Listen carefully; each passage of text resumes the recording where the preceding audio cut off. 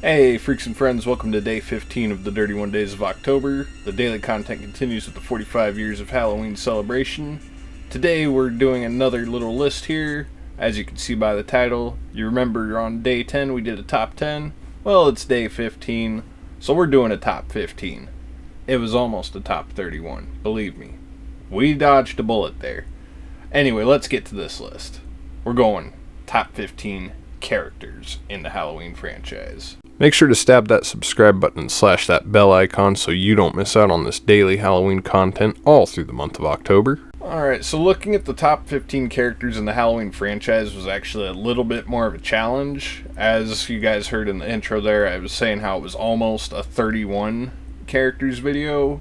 It's because I wrote down so many different freaking character names that I ended up with 16 honorable mentions. I was talking with Chris about it. He mentioned a character that I thought I would have had, so it's like, fuck, now there's 17 honorable mentions. But we'll get into those in due course. We're going to start, though, with our number 15 character, and this might be a hot take right off the start, but she is in the top 15. That's going to be Rachel Carruthers from Halloween 4. Not so much her Halloween 5 portrayal, but definitely the way Rachel is in Halloween 4 is a very strong character.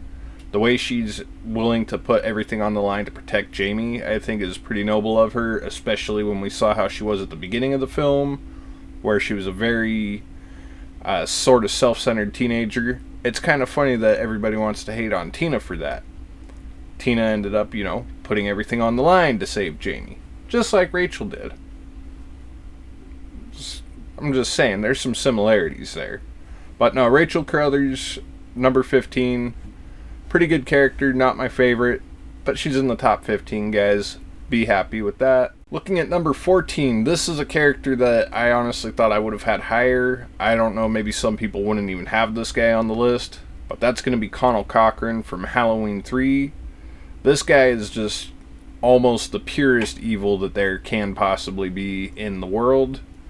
He's got the most devious plot in any horror movie that I could think of off the top of my head, but you gotta consider I've been binge watching the Halloween movies over the last couple of weeks. Other films are interspersed in there, but being that the Halloween movies are something that I'm having to really watch through an awful lot this month, he's definitely standing out as someone pretty evil, and he's kind of flushing everyone else out. But with his plan to eliminate half the population of the world using the silver shamrock masks, it's just a really devious, really creative plot. He's a very charming character. He just oozes this kind of sick charisma, and you can't help but love a villain who's willing to clap in the face of his own defeat. You gotta love it. Connell Cochran, number 14. Here at the lucky 13 spot, we have Sheriff Lee Brackett. And this isn't just limited to the Brad Dourif portrayal or the Charles Cyphers. This is going to be both of their portrayals sort of in one. Just the character of Lee Brackett, I think, is important to the series, as he's kind of, the father of Annie. He's got that moment in Halloween 2 where he has to deal with the reality that he no longer has a child. That is, it's not as impactful when Charles Cyphers has to do that scene, but when Brad Dourif does it, that's enough to really sort of elevate Brackett as a character. But looking at Charles Cyphers, who you guys know I adore, his portrayal of the character just kind of brings it down just a little bit. But I love Brackett for the most part. Both portrayals, honestly, but you guys saw the sheriff's ranking. Brackett didn't really reign so high in the Charles Cyphers portrayal. I don't know, Brackett's just one of those characters. He has to make the list. He delivers one of the most iconic lines that all of us quote to each other, I'm sure. It's Halloween, everyone's entitled to one good scare. We all love that line, we all use it. Brackett, number 13. Coming in at number 12, breaking into the Dirty Dozen, we have Ronnie. No, not that Ronnie. Ronnie from Halloween H2O.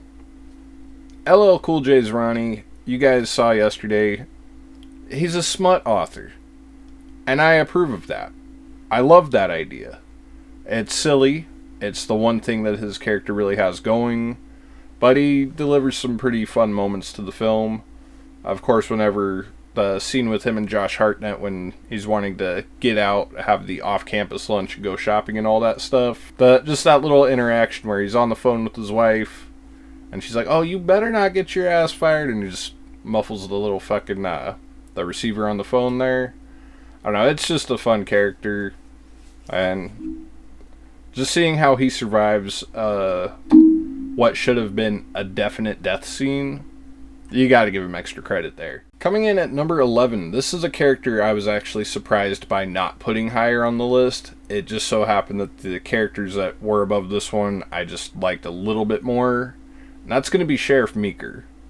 Now, Sheriff Meeker's a badass, and when you hear this, you're probably thinking, well, in your sheriff's ranking, you had him the other way around. Yes, but I'm looking at them as characters, not necessarily as their role as whatever they do in Haddonfield, i.e. bracket Meeker's placements here.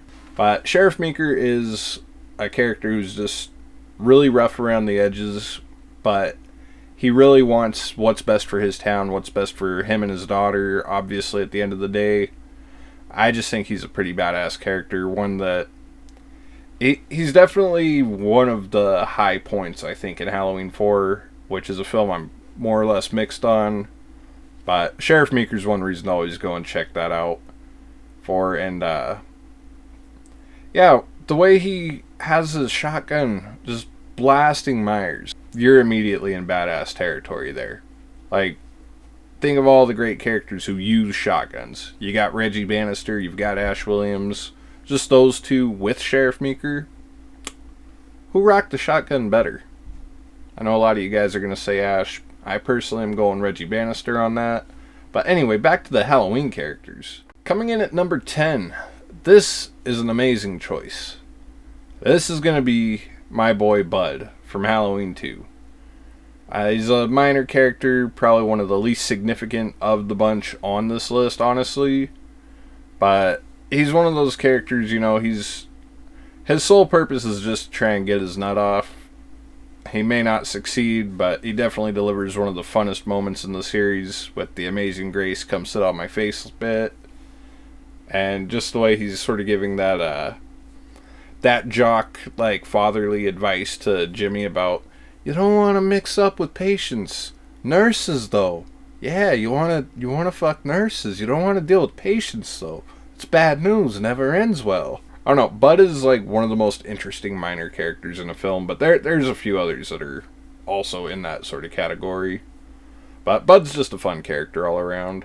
Coming in at number 9, we have Allison from the David Gordon Green trilogy. Now, Allison I thought was a pretty damn cool final girl. There's not really a whole lot of complaints I have right now with her character. I will probably wait until I get to watching the David Gordon Green films, watch the Blumhouse trilogy over again. I don't know, Allison's main flaw for me, honestly, is calling Laurie grandmother. I mean, that was just fucking annoying for whatever reason. I don't know why. She's a character I was really interested in, like, right off the bat. I wasn't sure how I felt about her going into Halloween 2018, but by the time that film was over, I had a feeling that, yeah, we might have our new final girl if things go according to plan and they knock off Laurie Strode, which didn't happen. But Allison, number 9. Coming in at number 8, we have, this is the one you guys have been waiting for, I'm sure, Jamie Lloyd. She is in the top 10. Jamie Lloyd is mostly on here for Danielle Harris's portrayal of her in the 2 films that she was in. The J.C. Brandy portrayal, where I said that that's my Jamie, she's not the better actress in the role. And that's nothing personal to J.C. Brandy, it's just she didn't have a whole lot to really do in that film. I think it's the Halloween 5 performance that really elevates Danielle Harris here as Jamie Lloyd. Just, again, having to mostly do non-verbal communication throughout a good portion of the film there, and sort of using broken speech as the film goes along. And just her ability to emote fear in both films I thought was pretty damn solid. So she goes on here, and again, her age has a lot to do with it, just because as young as she was and as talented as she was there, that more than makes up for any other placement there. Coming in at number 7, this might be a controversial pick here, but we will see about that, won't we? Corey Cunningham, number 7. Guys, I liked Corey Cunningham. I liked Halloween Ends. That might not change by the ends of the month. See what I did there? But no, Corey I thought was an interesting character. Sure, he gets bullied by the band kids, which that's one thing I wasn't really too thrilled with. He does sort of get the better of Myers, but I'll go into that when we talk Halloween Ends. But Corey I thought was a character who had an interesting struggle. I wish he would have been introduced as like a really minor player earlier on in the David Gordon Green trilogy. But had they had a better blueprint, that probably could have worked out too in their favor. But Corey I just thought was a really well-written character. Yeah, he was kind of an Arnie Cunningham sort of knockoff. But I feel like that's not really a bad thing. Because Christine was a badass Carpenter flick. And I don't mind getting some fucking extra dose of Carpenter up in a different Halloween film that's not his. But no, Corey I thought was fun to have as sort of a secondary killer in the film. If you haven't seen it, spoilers. But you definitely feel bad for him in the first half of the film when it's like the whole town's against him. Corey almost deserves his own video, but he's number 7th best character for my money. Sorry, not sorry, guys. Coming in at number 6, we have the sex god that is Dr. Dan Chalice from Halloween 3. Tom Atkins, I have said before, is the ultimate alpha male in the Carpenter sphere of films. Maybe second only to Jack Burton. Who the hell is Jack Burton? We're not here to talk Carpenter, god damn it. We're here to talk Dan Chalice. He's a womanizer, alcoholic, sort of a deadbeat dad. He's a doctor. But he's also a fucking hero. Mostly. He's just a really fun character to get behind. I think the way that Tom Atkins plays him is definitely sort of helps us insert ourselves into that role just a little bit. As sort of living vicariously through him. Of course, a lot of us aren't middle-aged having some 20-year-old girl be like, hey, you want to go across country with me? A lot of us don't have that, so we can sort of live that little idea through him. Take that how you will. But I don't know, I just think the way he plays the character is pretty solid. I don't know if most people would have him this high, but I don't know, he's just a fun character, and I think it's sort of the mythos that we have expanded on as Halloween fans that made me put him this high. It's really hard to say, but all the same, Dan Chalice, number 6. Coming in at number 5, this was a character that I had a difficult time placing on here, but that's going to be Frank Hawkins, mostly for his portrayal in Halloween 2018. I think that Patton did a pretty good job playing a sort of an older deputy character. Like, I honestly fucking thought he was the sheriff halfway through the film until we met Sheriff Barker. But I don't know. He's just a really cool character that I feel is, he was definitely underutilized, and that's why I was sort of contemplating whether or not he should even be in the top 15, but the little bit of background information that we get on him in Halloween Kills, I think, brings him up a little bit too, sort of how he was one of the arresting officers on site the night that Myers broke out in 78. That was just a interesting little detail to add to him as a character. But you just can't overlook the sort of wasted potential that was there with his character. They should have done more with Hawkins, but for the potential that he could have had is why he's here in the top 5 for me. And he was just a character I enjoyed spending time with, too. Wish we had more of him in Ends, but what can you do? Coming in at number 4, this is another one of those across-the-board portrayals. That's going to be Tommy Doyle. Really, all 3 portrayals, honestly. Brian Andrews is probably the least significant. No, honestly, reconsidering that, the kid who played him in Rob Zombie's Halloween, I almost forget that that's Tommy Doyle sometimes. But when we're looking at the big 3 Tommies, Brian Andrews, Paul Rudd, and Anthony Michael Hall, I feel like they all played an interesting version of the character. I mean, Bryan Andrews playing him in the first film, this kid who's sort of infatuated with the boogeyman, and he sees the boogeyman. That's something that really would have been interesting and goddamn poetic if they'd had him fucking pull some Paul Rudd shit in Halloween Kills and Ends, but we saw how that went. Some nitpicks and gripes that'll come up later, guys, don't worry, but I don't know, Tommy Doyle, just for his importance as a character, and with Halloween 6 being the first one that I ever saw, Tommy Doyle was one of the first Halloween characters that I ever had the opportunity to really witness as a character to get behind and try and fight in the face of evil.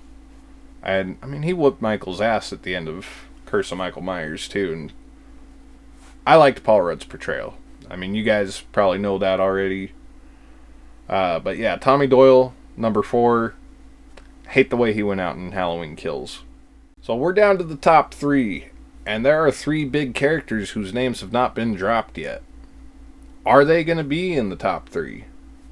Let's see. Well, to start number 3, that's going to be Laurie Strode, and this is another across-the-board one here. Whether it's any of the Jamie Lee Curtis portrayals or Scout Taylor Compton, Laurie Strode is mostly this high simply for her importance to the series. I feel like a Laurie Strode ranking is also something that should sort of happen. Maybe next year I'll do that. Maybe if I have some extra time this month, I might do that, but we'll see sort of how my schedule's working out there. But Laurie Strode in Halloween H2O is mostly why the Jamie Lee Curtis portrayal is on here. I really have reconsidered how I felt about the way her PTSD is handled as opposed to the Blumhouse trilogy Laurie. And Scout Taylor Compton's Laurie in Halloween 2. Rob Zombie's Halloween 2. It's probably one of those controversial opinions yet again, but I like the way that she was handled in Rob Zombie's Halloween 2. Again, sort of using that PTSD factor to the character's benefit to make the character a little more interesting. Sure, that character portrayal there may have been a bit of a deviation from what we are used to, but that makes it all the more interesting. She's a broken person. Wouldn't you be after a year or 2 years, depending on which cut of the film you watch? But now, Laurie Strode, though, even if half of her character was part of the dictating direction of the series, she's still going to be this high for me. Number 3. As much as we all bitch and moan about get rid of Laurie Strode, you can't deny her importance to the series. Number 3. Number 2. This might be the one that really pisses people off here. That's going to be the man himself, Michael Myers. Mike, I'm sorry, buddy. But, no, Myers is a great character. A great character with almost no character.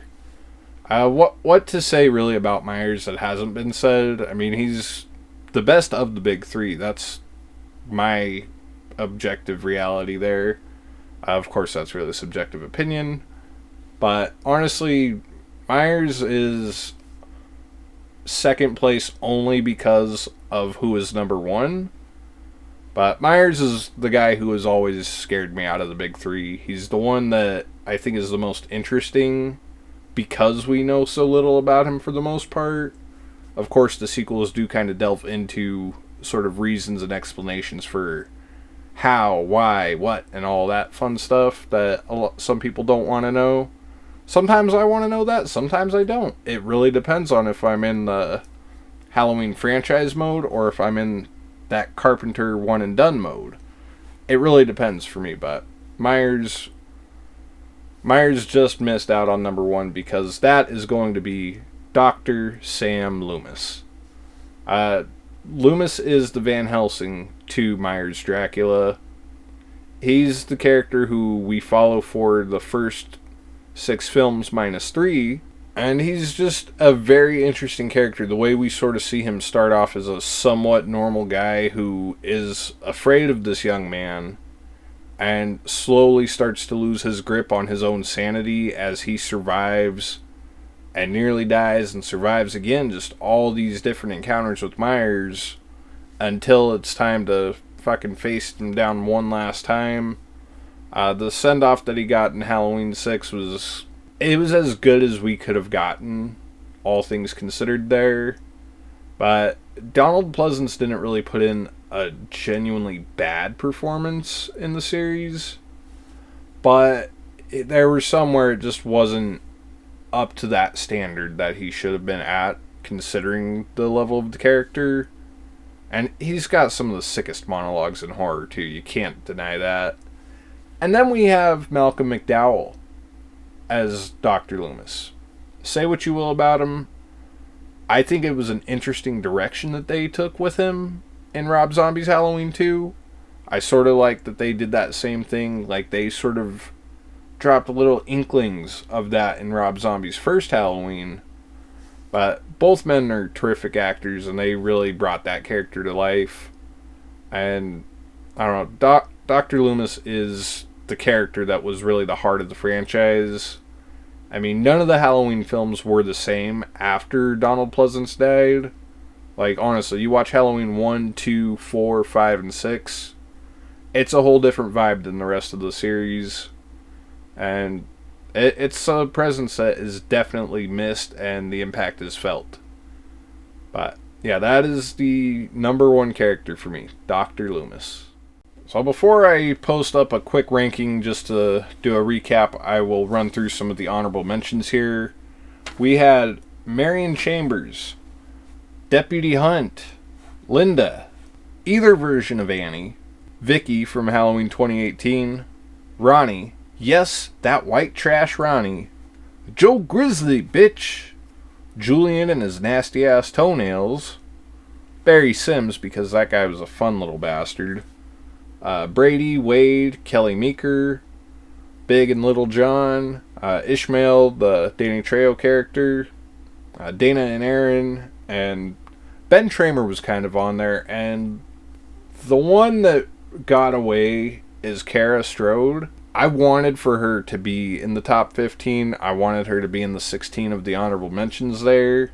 You know, as much as I was praising her in my Halloween 6 video, I totally fucking spaced on her for either side of this list here. But anyway, here on the screen right now, we have the recap of the top 15 characters. We have Rachel Carruthers, Connell Cochran, Sheriff Brackett, Ronnie from Halloween H2O, Sheriff Meeker, Bud, Allison, Jamie Lloyd, Corey Cunningham, Dr. Dan Chalice, Deputy Frank Hawkins, Tommy Doyle, Laurie Strode, all of them except Resurrection, Michael Audrey Myers, and Dr. Samuel Loomis. So that was my potentially controversial top 15 Halloween characters, guys. Let me know down below who your top 15 characters are, or top 10, top 5, however you want to rank them down there. Let me know, do you agree with my picks? I know there's definitely a few that you guys are not agreeing with right now, and I know that's most likely Corey. Anyway, let me know down below how you guys feel about that. Be sure to hit the little bell so you don't miss out on a single day of the 31 Days of October. We are about halfway there, guys. Halloween fatigue? No, sir, not for me. Let's go. I'll see you guys tomorrow.